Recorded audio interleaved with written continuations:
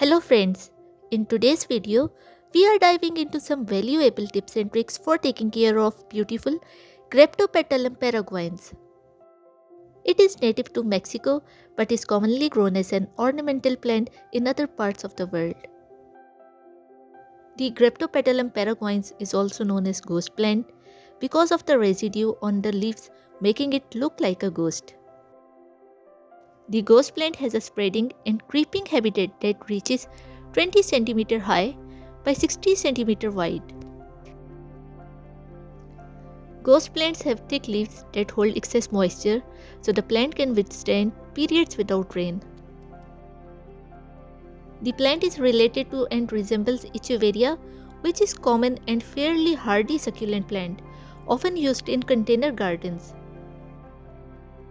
Let's dig into the details of lighting conditions for this succulent.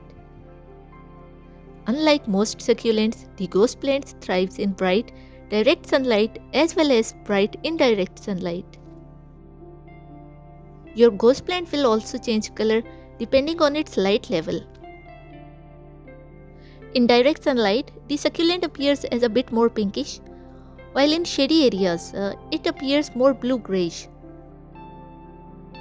Plants that don't receive enough light will become leggy and might experience leaf drop. Now let's talk about watering these succulents. Ghost plants don't need water often, only when their soil is completely dry. Since these succulents are especially drought tolerant, you can wait until the leaves start to shrivel slightly before watering. To ensure your ghost plant is deeply watered, use a succulent watering bottle or the bottom watering method. Now, let's dive into different techniques for propagating these succulents. Ghost plant is an extremely easy plant to propagate. A healthy leaf that falls might even root where it lay if the conditions are right. But the quickest way to achieve full-sized plant is to clip off and root one of the many offsets, pups that appear at the end of the stem growing from the parent plant. Next comes temperature. Unlike some other succulent plants, Graptopetalum prefers cooler temperatures.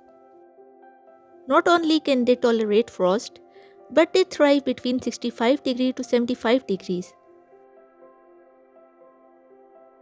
Your ghost plant will need well-draining soil with a bit of coarse sand to ensure it doesn't retain much water. Use a cactus mix or a potting mix with a peat and perlite for optimal drainage. Place a layer of stones and a middle layer of gravel at the bottom of your pot to improve this succulent soil aeration further. Now let's explore some exposure to fertilize these plants.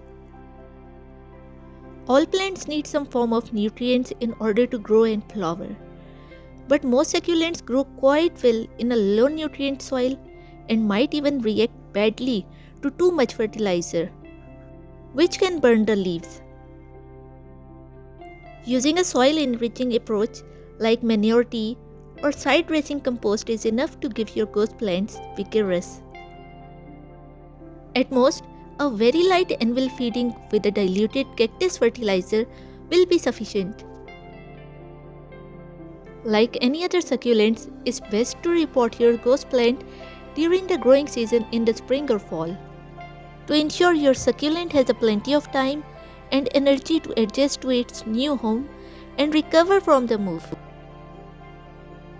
The ghost plant will make for a stunning decoration indoors and outdoors.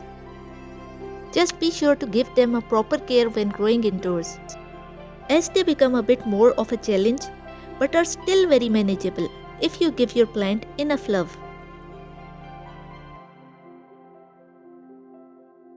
I hope you had a great time checking out my video.